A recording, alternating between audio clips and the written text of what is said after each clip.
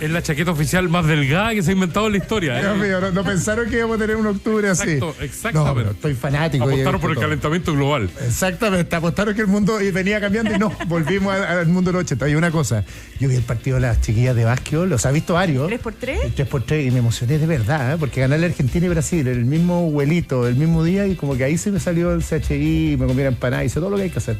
Solo no bailé hueca porque nunca lo he hecho. ¿Viste? Sobre todo después de la derrota con Colombia, que en definitiva mostraba un equipo que no era tan fuerte como uno pensara, pero después dieron cuenta de sus capacidades. Rodrigo de la Riva, ¿cómo estás? Buen día. Muy bien, buen día, Isabel. Lo que pasa es que como tú estás todo el día en la transmisión, empiezas a mirar los detalles finos. Uno que es espectador nomás en este minuto, se impregna en la cuestión. Se impregna. No, les quiero decir de entrada que el Parque Estadio Nacional es impresionante. O sea, va a llegar un día en que plantemos árboles ahí, donde la ancha avenida estén más bonitas, pero los escenarios deportivos, anoche tuve que ir a lo que se llama el centro de paletas, el racquetball. ¿Ya? Y ese, o sea, yo te diría que no, uno no pensaría que hay algo así en Chile. Bueno, el Chimcohue, el Parque Peñalolén, donde está el vóley playa, que me tocó ir anoche a verlo, se hizo al lado del gimnasio y las canchas son de un nivel que uno dice, ¿qué hacemos para que se quede Ocuparlo. Claro, ¿cómo lo ocupamos para que esto sea? No sé, aquí, bueno, viene llegando Emilia Ríos, le vamos a preguntar, porque va a ser la dueña del estadio. ¿Cómo estás, Emilia? Es que se siente, hombre. Sí. Cuéntanos, responde. Voy a presentarlo mientras tanto como corresponde. Hoy día lunes, partiendo este día post-panamericanos, post-inauguración y el primer fin de semana, estamos con Sebastián Sichel, abogado, académico y director del Centro de Innovación Gabriela Mistral, profesora además de Derecho Constitucional. Estamos con Rodrigo de la Riva, sociólogo, socio director de Activa Research, y con Emilia Ríos, alcaldesa de Ñuñoa, cientista política, y además, obviamente, ella es ñuñoína. Por lo tanto, viene de paso decirte que te vimos ahí la inauguración al lado del presidente, que obviamente lo más comentado fue el sobrino que tenía en los bracitos, ¿no? Que yo creo de los momentos más emocionantes de mi vida. ¿En serio? De verdad, sí. Sí, porque en el fondo es una ceremonia que condensa el esfuerzo de un país. Entonces, estar ahí en el día D, viendo que todo funcionó tan bonito, que fue una ceremonia tan bien pensada, con artistas, con voluntarios haciéndose cargo de los shows artísticos, viendo a los ministros, los subsecretarios, que con todos en algún momento nos encontramos para sacar adelante tal o cual, digamos, trámite, chuta, que no, de verdad fue muy, muy bonito. Vi al ministro también Pizarro súper emocionado, me contaba ahí que él tenía un cariño especial por la cancha también, porque creo que ahí tuvo su primer partido profesional, entonces, un momento muy, muy cargado de mucha emoción, mucho cariño. Va a llegar el momento que le vamos a poner árboles a ese parque y va a quedar re lindo, ¿no? Sí, y se han plantado, sí, hay que esperar que crezcan también, sí. Que se limpie un poco y todo eso. Que se limpie un poquito, sí, pero de verdad que el Parque Estadio Nacional quedó increíble. O sea, el nivel de la infraestructura que tenemos ahí, bueno, se ha visto también por la tele, las competiciones, es de verdad de nivel mundial, así que todo un orgullo nomás para Chile. Y yo estaba planteando, como para partir el tema del tiro en conversación, ¿cómo hacemos para que esto quede? Y tú decías, Rodrigo, que se ocupe con más torneos, con niños entrenando, abierto a la comunidad, porque no sé cuál sería el plan que hay que hacer acá, para que el deporte se quede, ¿no? Como todo, en los temas de Estado se requieren recursos, ¿no? Hoy día hay cerca de 275 millones de dólares destinados al fomento del deporte en Chile, lo cual es muchísimo y se ve incrementado justamente por el tema de los Panamericanos. Entiendo que cerca de 90 millones de dólares. El tema es que eso representa el 0,009% del PIB. ¿Ya? Entonces uno dice, bueno, ¿qué es lo que realmente es un monto adecuado para fomentar el deporte y hacer uso de las instalaciones que van a dejar los Panamericanos hoy por hoy? Pues bien, hay que sopesar con las consecuencias positivas que tiene la práctica deportiva. La primera y más evidente, la consecuencia física, ¿no? Tenemos un país con el 75% de los adultos que estamos con sobrepeso ¿no? Y por tanto eso impacta en la proporción de enfermedades cardíacas que existen y de diabetes. Y por lo tanto el gasto público en salud en esas materias es altísimo. Si nosotros fomentamos el ingreso, ¿no es cierto?, o la promoción del deporte, obviamente tenemos un retorno por ese lado. Eso es lo físico, pero también es lo mental. La práctica deportiva hace que nuestro cerebro produzca serotonina, dopamina, que contribuye a la baja de los niveles de depresión que existen en nuestra sociedad. Por ejemplo. Nos vamos a llenar de plata. Nos vamos a llenar de plata. Tenemos a Paulo Veloso en San Pedro de la Paz con una plata para el remo chileno, Paulo. Sí, señor, en el cuádruple de varones el remo chileno logra su primera medalla, la plata, con el equipo que componen los remeros Francisco Lapostol, Brahim Albayay, Oscar Vázquez y Andoni Jabach. Lograron el segundo lugar después de Uruguay, que se queda con el oro, y el tercero está siendo México, con una final emocionante con Estados Unidos, pero cae la primera plata en el remo para Chile. Entonces la primera medalla es plata en el cuádruple de varones. Que se suma así a las platas que consiguieron los hermanos Vidaurre y a la de Hugo Catrileo en la emocionante historia de ayer que se escribió en el maratón. Vamos a estar interrumpiéndola cada vez que tengamos alguna... Oye, pero qué buena noticia. Bueno, había fichas puestas ahí, ¿no? ¿En el remo? Sí. Pero queremos oro. Queremos empezar a sumar oro. Aldo Tiene siempre quiere el más. octavo en la Siempre lista. quiere más. Octavo en la lista del Está bien, medallero, exigente. que es el histórico. En los Panamericanos de Lima terminamos octavo también, ¿no? Sí, pero ahí vamos. Con 13 oros. 13 oros. Entonces tenemos que ir sumando oros. Queda trecho todavía. Sí. Bueno, yo decía, y el último punto que creo que es súper importante es que el fomento del deporte a su vez fomenta cohesión social, que es lo que tanto nos falta en el último tiempo. Estamos intrincados en una maraña, ¿no es cierto?, de reyertas, de posiciones que nos avienen, y viendo el fin de semana estadios llenos, recintos llenos, familia concurriendo, todos en pos de una misma causa, evidentemente que eso contribuye a trabajar en equipo. Es un muy buen ejemplo para todas las generaciones futuras. Hay creo que 38 disciplinas en escena, son un total de 50 y algo.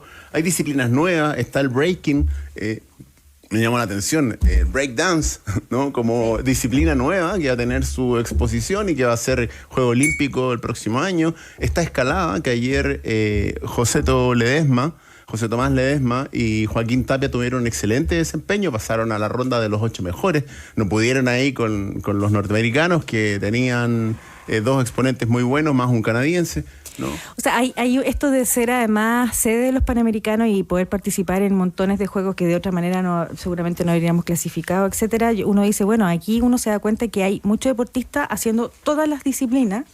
Entonces la pregunta que uno se hace, ¿dónde entrenaban? ¿Cómo lo hacían si no teníamos la infraestructura? Aquí hay un esfuerzo familiar enorme. Ahí es donde uno dice, bueno, hay una política de Estado que se requiere para fomentar todos los deportes. No solamente veníamos conversando con Sebastián antes de entrar, que en el fondo los colegios en Chile además tienen como una fijación con el fútbol, una fijación con el voleibol, el básquetbol, y se quedan con el hockey. Hay algunos colegios que son privados. Y no hay más deporte, o sea, no hay más opciones para los niños. Y conversábamos del taekwondista, ¿cómo se dice? ¿El que hace taekwondo? Taekwondista. Luchador, el luchador bueno, de taekwondo, que él decía, yo partí en tercero básico y no quedaban cupo para el básquetbol, así que me metí a taekwondo. Y aquí estoy dando patadas y casi llevándonos a un nivel. Entonces dice que la importancia del taller deportivo en el colegio, ¿o no, Sebastián? Oye, como buenas noticias, la buena noticia primero es que bien funcionamos cuando hacemos políticas de Estado. Los Panamericanos ha sido un subsumum de continuo de gobiernos organizándolo. Un orgullo ver al presidente Boric ahí, también ver a Piñera, también ver a Michelle Bachelet. Yo creo que esa es la señal que deberíamos dar en tiempos de polarización, que bien lo hacemos cuando lo hacemos todos juntos y no cuando nos estamos solo agarrando a coscacho. Segunda buena noticia es que quede la infraestructura. Yo creo que gran parte de la debilidad de nuestro país tiene que ver con la infraestructura. Cuando se hizo el Estadio Nacional, me acuerdo que leyendo ayer unas cosas que me puse a revisar, se burlaban de que iba a ser un elefante blanco, y fue un elefante blanco durante mucho tiempo. Solo funcionaba finalmente el recinto del fútbol y las hectáreas alrededor estaban medias abandonadas, medio a morir saltando, y se reinvirtieron ya así en todos lados, y por lo tanto era tremenda oportunidad que esta infraestructura quede. Y tercera buena noticia, yo diría eso, que un poquito lo que decía la Isa, que es la diversidad de personas que practican deportes distintos y que tienen visibilidad. Ayer me contaban, porque tengo cercanía, que en Punta del Lobo están todos excitados porque iba a haber competencias de surf y cómo finalmente también nuestra geografía permite practicar mucho más deportes que los que practicábamos tradicionalmente, cosa de lo que pasa con el básquet en el sur y el voleibol versus el fútbol, y nosotros al final somos medio fútbol céntricos en la forma que miramos y cubrimos deporte.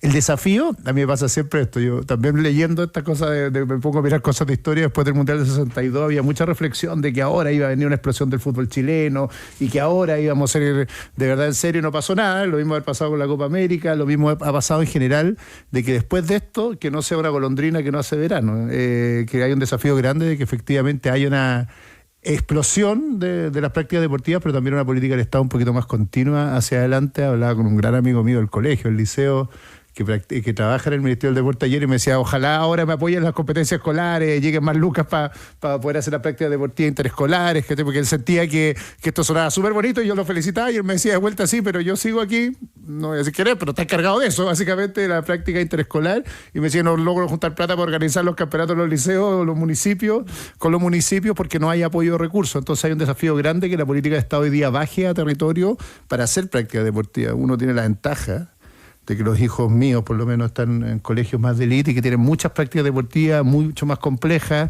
y ayer un amigo me decía, ¿por qué no jugáis rugby si erais tan grandote? O sea, porque en mi colegio había fútbol, yo tengo un colegio público y había fútbol, y eso era todo lo que se agotaba, y no ha cambiado tanto eso. Yo creo que el gran desafío hoy día es complejizar la práctica deportiva en el sistema público, y el Estado tiene un rol gigantesco, ahora más encima que hay buena infraestructura. Sí, claro, sí, claro. Y ahí, en el caso de Ñuñoa, por ejemplo, Emilia, ¿el Estadio Nacional va a poder ser usado por colegios después?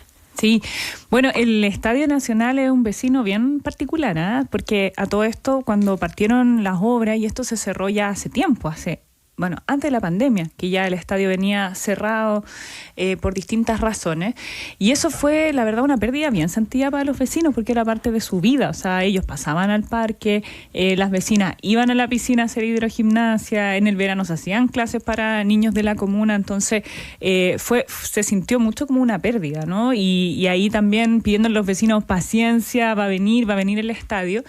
Y claro, las conversaciones que hemos tenido hasta el momento todavía no están cerradas, es que efectivamente va a haber infraestructura que se va a poder ir utilizando, porque los deportistas de alto rendimiento van a entrenar, van a tener sus dependencias, pero es un montón, son muchas. Entonces va a haber espacio, por ejemplo, para que puedan llegar personas mayores en horarios, digamos, bajos, que puedan llegar niños, que puedan hacerse además campeonatos escolares. Son cosas que van a pasar. Nosotros tenemos ya ahí nuestro petitorio de cosas a las que queremos acceder para nuestra comunidad.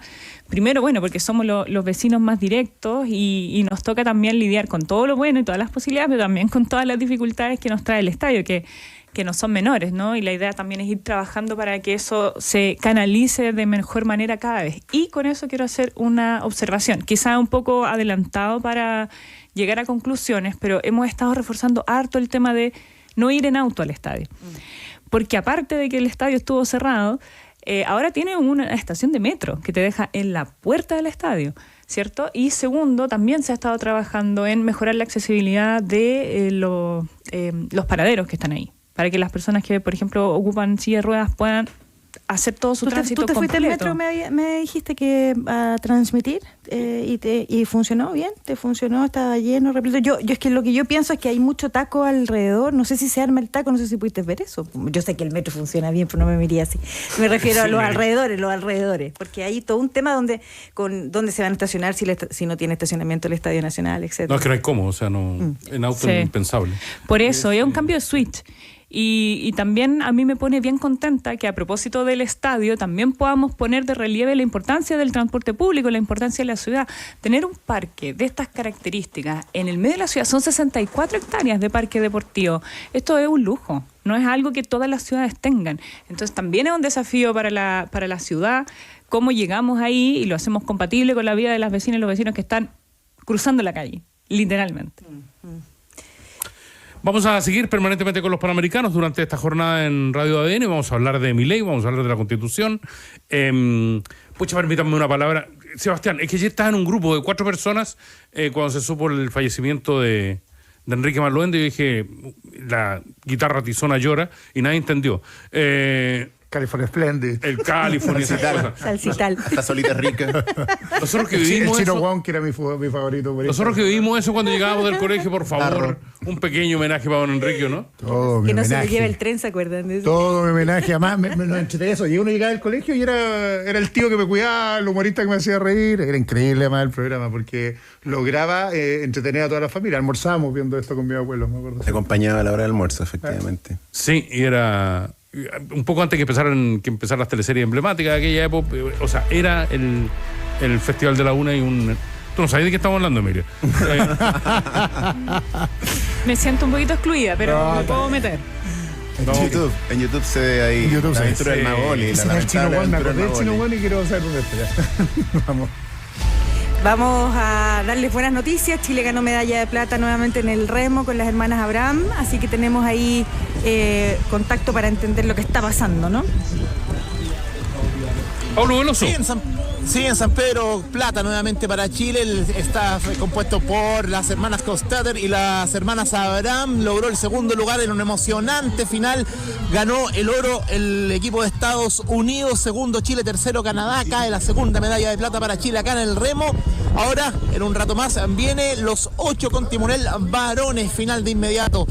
Eso es alrededor de las 10:30 de la mañana. Perfecto, Paulo, vamos a estar en permanente contacto con los Juegos Panamericanos. Nosotros les vamos a recomendar esta mañana que no te pierdas los 5 días a todo motor de Carry, descuentos de hasta un 35% en mini tracks. Conócelos y cotiza en carrychile.cl. Carry es una marca Andes Motor. Y les decimos que comenzaron los Panamericanos, el momento donde todos los hinchas y deportistas nos unimos bajo una misma pasión y volamos más lejos junto a la TAM Airlines, la aerolínea oficial de los Juegos Santiago 2023. Y prueba gratis la avanzada tecnología auditiva GAES y aprovecha esta promo. Lleva un 2x1 en audífonos para pérdida auditiva, agendando una cita en el www.gaes.cl.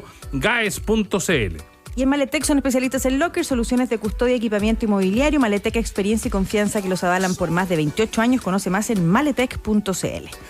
Vamos a volver hablando de las elecciones en Argentina y fundamentalmente del proceso constitucional. ¿Te están convenciendo, Sebastián Sichel? Sí, convencido completamente. ¿Ya te convencieron completamente? Y fuiste bien adelantado para dar tu Sí, a favor. es que me tocó por cosas académicas, por un paper que estoy escribiendo, revisarlo completo, así que lo miré entero. ¿Qué Ahí les revisaste completo? cuento. Pues si se vota... Te podía contar, las indicaciones, el grueso están en un 5% del texto, el otro texto está absolutamente definido.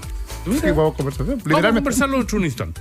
Yo sé que es injusto hablar de Mago Oli para recordar a Enrique como que fuera lo único, pero es que fue un episodio que marcó, ¿no? Cuando casi se nos muere el mago. ¿Se Lo que acuerdan? descubrimos Dramático. es que veíamos tele en los 80. O sea, veíamos tele así todo el día. Uno se sabe todo lo que pasó. Creíamos que la vida era lo que pasaba en la tele. Y era bastante más entretenida la tele de esa época. Emilia por lo nos menos mira para con mí. cara de no sé de qué están hablando. Emilia Ríos, Rodrigo de la Riva y Sebastián Sichel hacen esta mañana País ADN. Hablemos un ratito de Argentina. Pucha, Rodrigo, no quiero ser vaca, pero las encuestas no... Fallaron las encuestas, de nuevo, es como el titular. Y fallaron para el otro lado, porque para las PASO, Milei está subvalorado en las encuestas, estaba como 10 puntos abajo de lo que realmente finalmente salió. Y en esta oportunidad, Massa está pronosticado con 10 puntos menos de los que obtuvo, ¿no? Tenía 26 puntos en las encuestas, 25 puntos promedio y termina con 36. Lo que evidentemente deja muy mal parado a lo que es el ejercicio de la industria de encuestas, donde en Argentina se publicaron cerca de 20 encuestas distintas, muchas empresas reputadas, muchos institutos reputados, y yo quisiera decir en favor de la industria que hay algo que es nefasto en este mundo de las encuestas, que es la veda. En Argentina la veda es de 7 días. No, el día 14 de octubre fue el último día en el cual se podrían publicar encuestas. En Chile estamos en 15 días, ¿no? Es tremendo. Y hoy por hoy, dado el nivel de indecisión, dado el nivel de desafección política, la gente toma una posición verdaderamente en la última semana. La compañía Leger, que es una compañía canadiense que hace estudios en Canadá y en Estados Unidos y pertenece a WIN, que es la asociación que activa pertenece a nivel mundial, tiene ahí un par de publicaciones donde también dan cuenta de que la población define su voto la última semana. Y en estos 8 días, 7 días, Dicen por ahí que el kirchnerismo, el peronismo tradicional, movió su gran red, tiene una gran red histórica asentada en el territorio, que implica ir a golpear puertas, ir a hablar con la gente, y eso les ha dado resultados. O sea, Massa cierra triunfante con 36 puntos esta elección. Milei saca una excelente votación de 30 puntos, pasa por balotaje a la segunda vuelta. Pero ahí algunos dicen que se desfonda porque los votos de Patricia Bullrich no necesariamente son traspasables directamente a Milei. No sé yo. Se va a tener que comer el sapo nomás Macri, ¿no? Sebastián Sichel. Pero Nosotros que sabemos de esto. No, nosotros ya me tocó a mí en lo personal, así que lecciones de manual lo que pasó en Argentina: polariza, divide, destruye al Estado, logra movilizar a tu fanaticada, que es 1/3 de la elección. Eso es lo que hizo Milei. Le ganó con eso a la derecha tradicional, que no supo qué hacer. La Patricia le pasó un poco lo mismo que yo, que quedó medio a placé, pero te hace imposible ganar y haces vivir algo que era inviable. Que un ministro de Economía con esa inflación sea hoy día el que puntea el proceso electoral. Solo en Argentina. Solo en Argentina, pero solo se justifica por la existencia de Milei, porque el candidato es tan extremo. El harto eso del solo argentino. No, en Chile pasó lo mismo. Si cuando tú polarizas puedes capturar 1/3 de los votos. Yo creo que lo que hizo Casa acá, para ser bien transparente, al polarizar tú capturas, pero le dejas el espacio abierto al otro mundo para que capture la votación moderada, para que llegue la gente.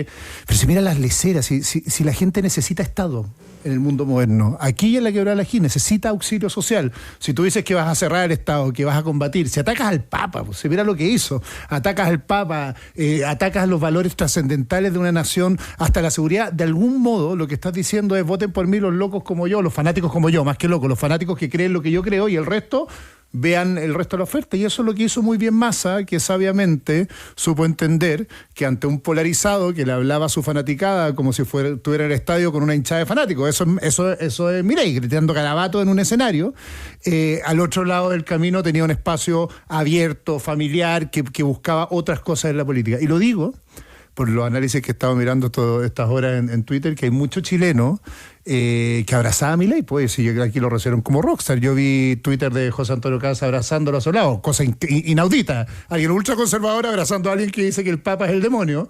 Y también una lección, ojalá, para la centro-derecha chilena, para los sectores moderados del centro, que se den cuenta que ese no es el camino, porque eso lo único que hace crecer son candidatos inviables como Massa o el populismo izquierda, por el nombre que quieran. Y yo creo que al final Milei no solo no es el camino, sino que es la destrucción de la política como la conocemos, que es un espacio de acuerdo y encuentro, un espacio de construcción de proyectos nacionales, y no el levantamiento de las identidades como forma de hacer política. Esa es la destrucción. Yo soy opositor al kirchnerismo, creo que la gran tragedia argentina es el peronismo en general, pero creo que el camino para enfrentar el peronismo no es Milei, exactamente el contrario. Emilia. Yo creo, más allá del resultado de las elecciones y más allá de las encuestas, ¿no? Te escuchás y pensás, bueno, pero ¿para qué queremos saber una encuesta una semana antes? Como, ¿cuál es el aporte a la democracia? No sé, no me queda claro, algo a discutir. Pero hay una cuestión más cualitativa que creo que es bien interesante de mirar en Argentina, que son los quiebres generacionales. De hecho, se han hecho algunos estudios en torno a las diferencias entre familias que han sido históricamente kirchneristas o peronistas y que ahora los hijos están apoyando a Milei. Y esa contradicción se da en el seno de los hogares, ¿no? Con familias que además en Argentina la política es mucho más, permea mucho más a la sociedad a todo nivel. Y ahí te habla de que hay proyectos políticos que están agotados y por otro lado una sociedad argentina que se ve un poco sin salida, ¿no? Entre una inflación brutal. Por ahí escuchaba, claro, los argentinos están más acostumbrados a vivir en la incertidumbre. Pero al final lo que pasa con Milei es que hay muchas personas que hoy día en Argentina se están preguntando, bueno, ya estamos todo lo mal que podemos estar. A lo mejor la salida es que venga alguien a hacer algo distinto. Da lo mismo si eso... Y ni siquiera con la esperanza de que les arregle la vida, sino que simplemente como romper lo que hay para quizás en una de esas tal vez se pueda abrir un horizonte diferente en adelante. Entonces yo lo tomo como una advertencia para nuestro país, ¿no? O sea, que Milei se posicione, que haya gente acá que le esté, digamos, echando aire para que crezca, ¿no? Creo que es peligroso. Porque finalmente es como, es una respuesta media nihilista, que puede ser muy satisfactoria desde lo emocional, pero que sabemos que no nos lleva a ninguna parte. Hay una columna que hace hoy día Martín Sivak, que es periodista argentino, en el diario El País, donde él plantea un poco la conversación que estamos teniendo acá, que de alguna manera Massa ofrece la unidad nacional y que Milei se transformó como en la polarización total, ¿ya? Y ahí uno comienza a hacer los análisis y traerlos para acá. Pues, o sea, lo que pasó este fin de semana con Heraldo Muñoz volviendo al Partido Socialista, uno dice, bueno, aquí tenemos una sensación de que urge tener como pocos partidos de nuevo, y no esta fragmentación tan grande, ¿no? No sé, como que uno va mirando lo que va pasando afuera en otros lugares y uno dice, ya, ¿cómo esto se puede empezar a traer para acá o cómo esto nos hace aprender cómo se desarrolla la política acá, ¿no? Sí, pero perdón. Que ha tenido muy buena acogida, volviendo a la Constitución, ¿no es cierto? La indicación de que el piso mínimo para que un partido exista como tal sea ese 5%. Y eso, si bien se vote a favor o en contra de la Constitución, pareciera ser que es una norma en la que todo el sistema político está de acuerdo. Si se vota en contra, en algún minuto en el Congreso eso se va a llevar adelante. Y de hecho, por eso es que hoy por hoy estamos viendo movimientos, ¿no? Los históricos del Partido Socialista, Heraldo Muñoz, estamos hablando de Carlos Enrico Minami, ¿no? Gonzalo Marner, ayer en el Congreso del Partido Socialista, están volviendo al Partido Socialista a conformar, a robustecer, a reafirmar un conglomerado, uno de los pocos conglomerados políticos, partido político propiamente tal, que está por encima de ese 5%. Y a su vez están haciendo un llamado, lo declaran ayer en las conclusiones del Congreso, un llamado abierto a construir una nueva federación de partidos desde la democracia cristiana hasta el PC. ¿Qué objetivo tiene eso justamente? Es contrarrestar la hiperfragmentación, lograr acuerdos amplios que permitan avanzar, porque lo que estamos viendo, que esta fragmentación lo único que hace al sistema es daño. Con el voto de 2 diputadas, no se legisla la reforma tributaria, la necesaria reforma tributaria, ¿no? 2 diputadas disidentes, ¿por qué? Porque pertenecen a un fragmento del esquema político y con esos solo 2 votos echan abajo la posibilidad para todos los chilenos y chilenas de conversar y discutir, por ejemplo, sobre una reforma tan importante como la tributaria. Sebastián Sichel. No, sí, es una cosa de Argentina, pero ojo que los argentinos han puesto todas las correcciones a la atomización del sistema, ¿eh? Las primarias pasos son obligatorias. En Chile no hay primarias obligatorias, lo que hace que alguien pueda entrar por fuera y poner los incentivos para la circulación. Tienen la obligación. ¿Los debates son obligatorios? Los debates son obligatorios, las primarias son obligatorias, por lo tanto nadie puede llegar a primera vuelta sin haber pasado por primarias. Tener un sistema de control de partido, el peronismo es un gran partido y eso hace que estén aglutinados en un mismo partido todos los grandes. Pero nada soluciona algo que yo creo que es la enfermedad de la política latinoamericana en general, que es esta fiebre entre el fanatismo y el populismo que tiende a tomarse cada cierto tiempo cuando cuesta más crecer, cuando los países empiezan a frenar su desarrollo, aparecen estos líderes mesiánicos de cualquier sector político. En su minuto fueron Kirchner, ahora será Milei, que empiezan a ofertar soluciones mágicas a problemas complejos. Yo creo que eso no se soluciona solo con reglas, yo creo que también tiene que ver con la madurez de la clase política, obvio. Son como el desde, pero necesitamos de alguna forma aprender la lección en Latinoamérica. Cuando uno hace un poco el análisis de lo que le ha pasado a Latinoamérica en los últimos 100 años, todas sus expectativas de desarrollo se han caído y perdido por populismo. Mira Argentina, que era la segunda economía del mundo, mira Chile, que llegó a ser la octava en su minuto, y tú empiezas a ver y dices, bueno, ¿y qué pasó? Y lo sintomático es que efectivamente alguien apareció y dijo, ¿saben qué? El choreo, en el sentido del choreo del robo, y el choreo en el sentido del cansancio con el poder, que parece ser que cualquiera que diga que va a atacar al poder es viable. Y yo creo que esas elecciones también tienen que ver con Chile. Nos pasó con París en su minuto. Hay harto de ese discurso que ha ido creciendo y fomentándose en Chile por la irresponsabilidad de la clase política. Me saco el sombrero. Lo del PS es increíble, es como para escribir una novela. Yo buscaría un novelista porque es un partido que no sé cómo cresta, parece que siempre va a morir y vuelve. El único partido en Chile, uno hace una un trayecto de los partidos en Chile. El partido Radical murió, la AEC murió, todos los partidos, el Partido Nacional murió, y el PS se reinventa, y cuando en los 90 uno decía, el PP se va a comer al PS, veía toda esta figura, y ahí está de nuevo. Ayer hablando de inteligencia artificial y el impacto de los trabajadores. Me saco el sombrero porque tiene una gracia el PS que yo miro desde fuera o como opositor a su cultura, en general, es que ha tenido la consistencia, más o menos, de seguir defendiendo lo que quiere y cree para el país y asegurar gobernabilidad. Lo que había perdido los 60 y lo tuvo medio destruido es lo que ha asegurado hasta el día de hoy. Hoy día, solo el gobierno de Gabriel Boric es viable porque recurrió a los cuadros del PS histórico y le dio viabilidad. Pues hay un análisis interesante al leer la entrevista, esto lo pregunto a ti, Emilia, de Heraldo Muñoz. Él plantea que el PPD cumplió un ciclo que de alguna manera en el año 88, cuando se crea el PPD, cuando se va fortaleciendo en los años 90, tiene una lógica de ser el progresismo, ¿verdad? Porque era el partido que ponía los temas medioambientales, el tema del feminismo, el tema de la diversidad, puso absolutamente todo lo que tenía que ver con el tema de la tecnología y la ciencia.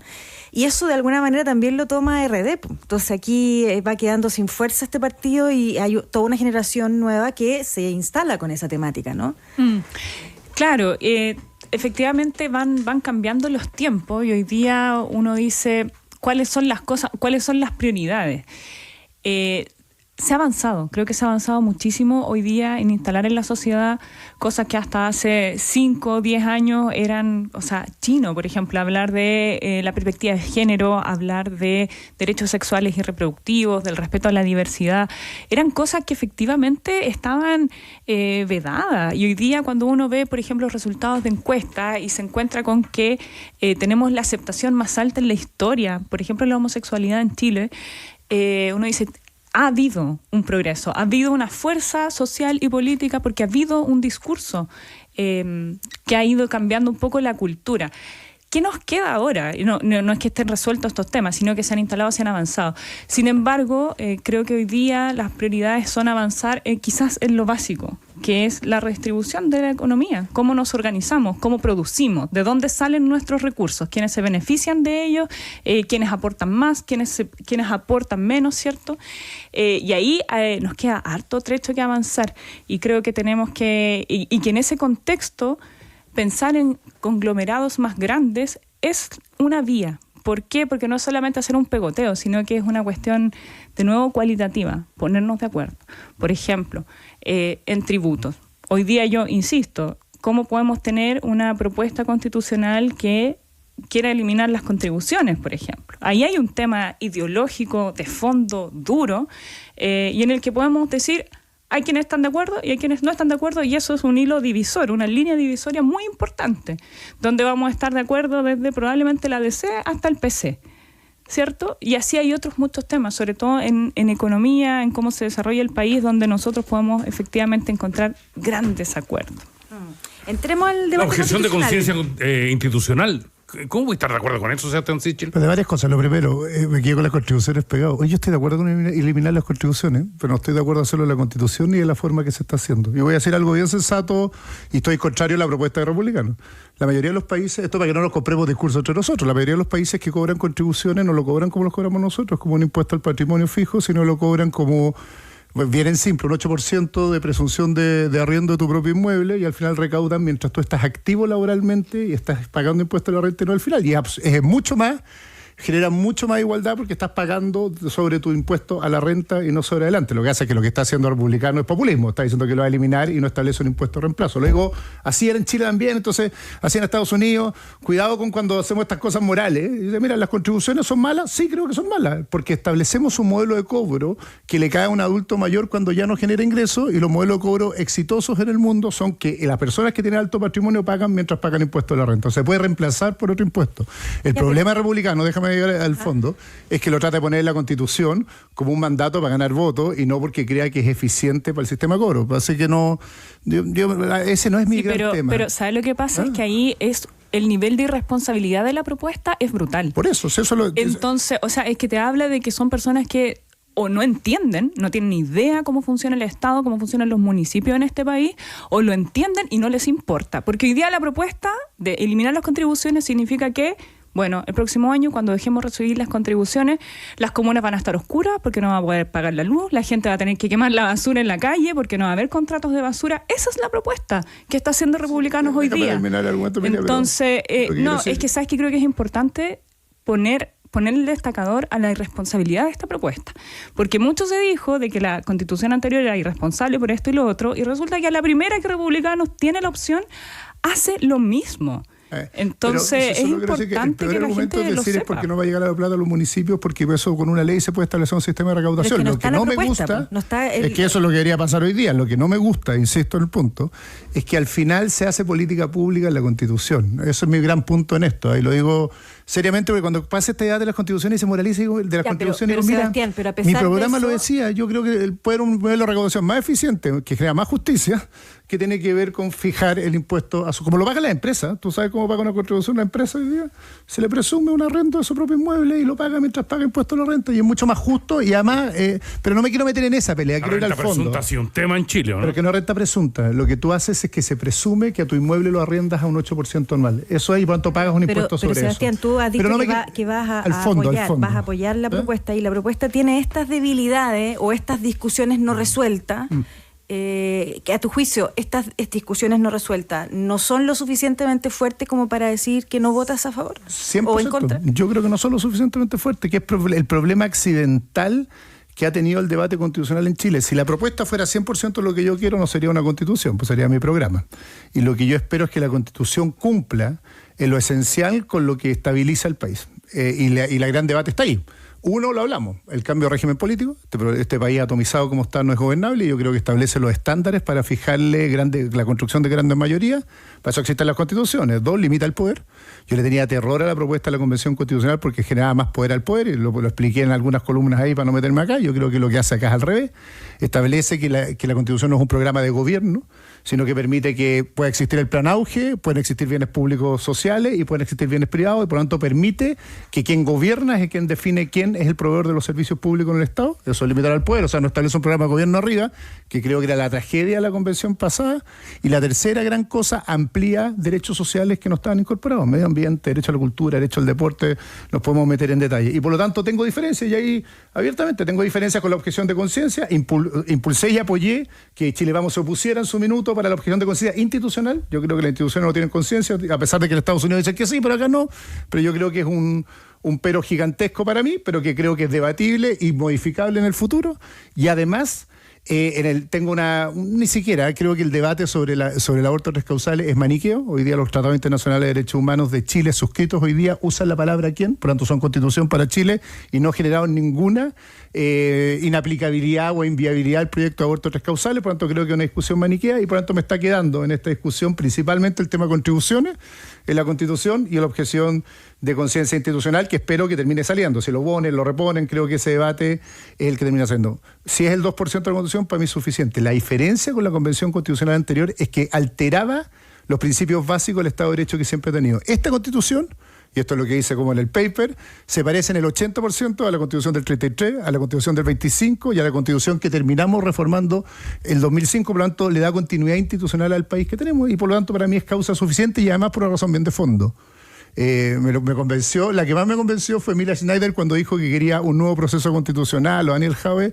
Creo que cierra el ciclo del debate constitucional que está generando la crisis que tenemos hoy día de gobernabilidad, para empezar a debatir en una segunda área. Siempre me acuerdo de don Patricio Elwin en Eliche cuando dijo que había que aceptar la Constitución del 80 como una realidad fáctica para poder avanzar. Yo creo que hay que hacer algo así en el sistema político hoy día. Aceptar que esta es una constitución democrática, que sigue la continuidad histórica de nuestras grandes constituciones de la historia, y que aquellas partes que no me gustan puedo pelear por reformarlas hacia adelante, pero seguir abierto en este ciclo no tiene salida. Es más difícil, ¿eh? Más difícil reformar esta. Sí, claro. Que se está discutiendo. O sea, no más que la 80 del original, pues, es más difícil que la que reformamos después, pero la reformamos con condicionadores de designado, no la vamos a cambiar. El quórum para modificar es altísimo. O sea, pero no más alta que la Constitución del 80 original. Va a ser muy difícil. Yo me remito a lo que dice la gente, ¿no? A eso nos dedicamos nosotros, y lo que vemos es que 36% está en contra, 35% no sabe todavía, y solo un 11% está a favor de la nueva Constitución. Si nos remitimos a otros resultados de otras compañías serias, los resultados son similares, ¿no? nos encontramos con un escenario distinto. El texto efectivamente no se ha dado a conocer a la ciudadanía. Pero hay mensajes claros y bajadas claras de cada uno de los sectores políticos respecto de los pros y los contras de cada uno de los postulados, de los grandes postulados de esta Constitución que se dice, Rodrigo, tú eres experto constitucionalista, maximalista, porque busca definir las leyes, ¿no es cierto?, y la aplicabilidad de esta Constitución en el cotidiano. Establecer las contribuciones, ¿no es cierto?, o la exención de contribuciones en una Constitución, tú lo acabas de decir, no es algo que debiera corresponder, algo que beneficia al 23% superior de la población. Es cierto que hay ahí población, ¿no es cierto?, que son jubilados, que hoy día no tienen los recursos como para sustentar el pago de contribuciones, pero ahí hay una gran mayoría que, en definitiva, tiene que pagar contribuciones en un sistema de reparto para garantizar justicia social y para poder solventar, ¿no es cierto?, todas las necesidades de la población, principalmente a través del Fondo Común Municipal. Entonces, son elementos clave que están llevando a muchos, en las encuestas, a pensar que esto no es una constitución viable. O sea, ese es el escenario actual. Y quiero dejar una pregunta.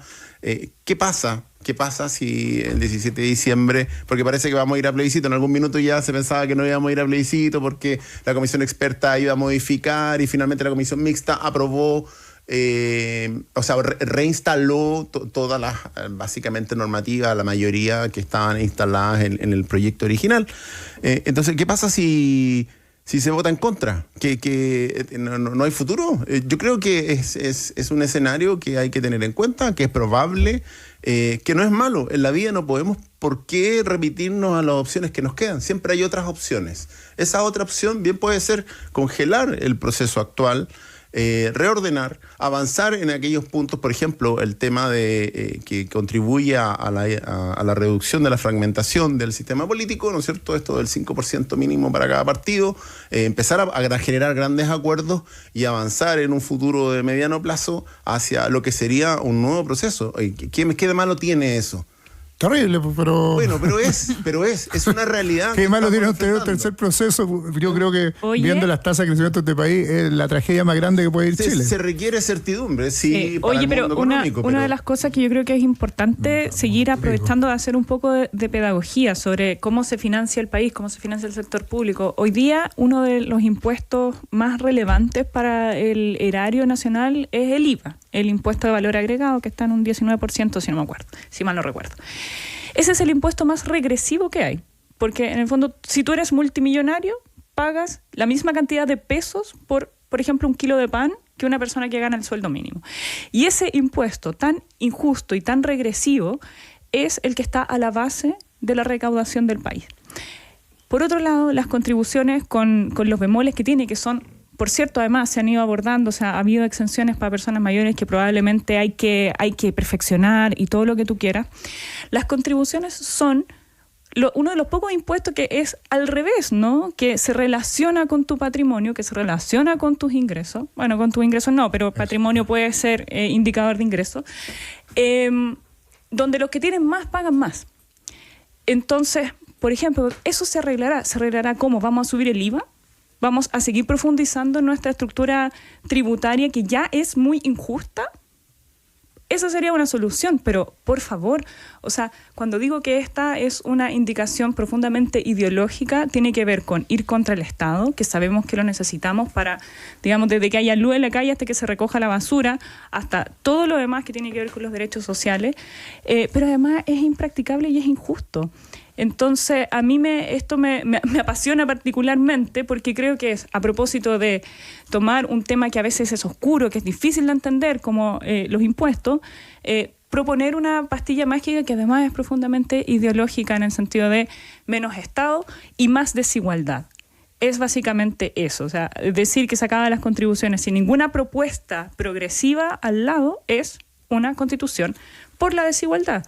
Entonces, a mí me parece que minimizarlo, decir, bueno, lo arreglamos. Más encima, cuando estamos diciendo que va a ser una constitución más difícil de corregir, o sea, creo que va al seno al seno de la viabilidad del Estado. Entonces, a mí no me parece menor, no me parece algo que se pueda así como mirar en menos, para nada. Dos cosas que me pasan acá, como izquierda y derecha unidas jamás serán vencidas en esto. Yo fui el que como ministro impulsó la exención de las contribuciones en Chile y tuve más o menos la misma posición de alcaldes de derecha e izquierda. La verdad, y me tocó ver la ley, y me tocó tramitarlo, y me acuerdo cuando lo hice, los economistas más duros de derecha me decían que esto era imposible, que era una locura, y los de izquierda en ese tiempo pagaban todos contribuciones, ojo, todos. Y llegamos a este nivel de exención. Y por lo tanto, primera gran discusión, a mí no me gusta esta discusión desde la técnica con suposiciones, que se va a recaudar por IVA, no, yo insisto, yo creo que esto tiene un modelo de recaudación mucho más eficaz y eficiente, en una vuelta del programa de gobierno, que el que usa la mayoría de los países en el mundo, para recaudar de impuesto al patrimonio. Es raro esto de un impuesto que es patrimonial. Acuérdate de esto, si eres adulto mayor no tienes un ingreso, pero por tener patrimonio pagas, y en la mayoría de los países tú pagas de acuerdo a la renta que generas y se incorpora dentro de tu declaración de renta la vivienda con una...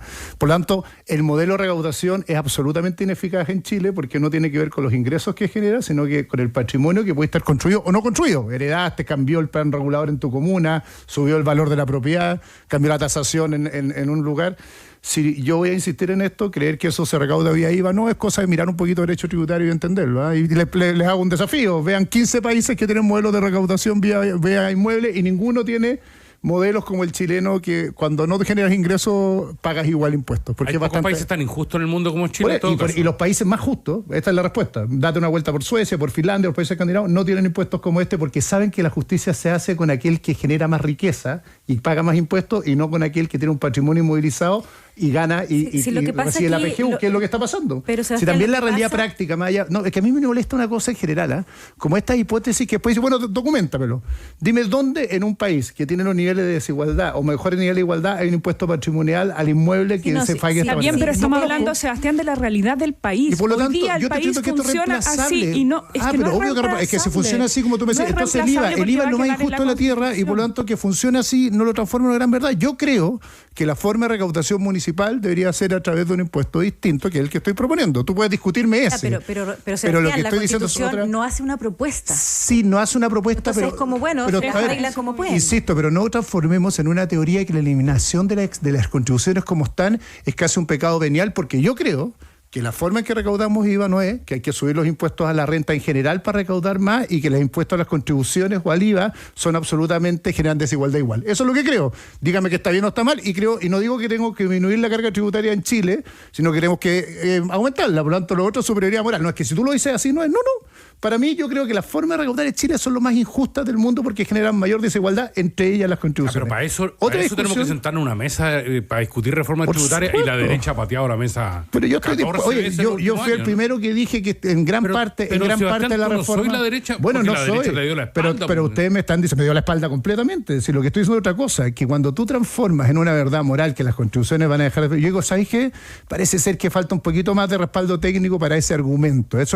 Porque en realidad sería mucho más eficaz, y lo digo de nuevo, que se le imputara un arriendo a aquel que paga impuesto al patrimonio, impuesto a la renta de su propia propiedad, que recaudaría más y sería más eficaz. Pero la gran mayoría del país está exento de contribuciones. Además, eso es un hecho. Eso es un hecho, pero porque lo cambian por este impuesto, por eso es la exención. Okay, si yo quiero que haya otro impuesto que reemplace la contribución. Déjame solo para terminar esto, que quiero cerrar la idea.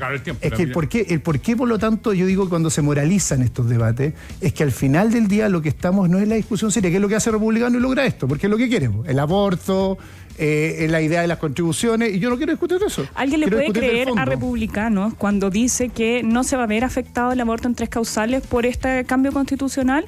Yo no les creo nada. Yo creo que al día siguiente, si es que se llega a aprobar esta constitución, van a ir en proyecto para declarar inconstitucional el aborto en 3 causales, porque esa es la trayectoria política que ha llevado a Republicanos. Pero le creo al texto. Hoy día, y además hoy día, como está la derecha, se van a sumar, porque hoy día no están teniendo el coraje para ponerle coto a la ultraderecha.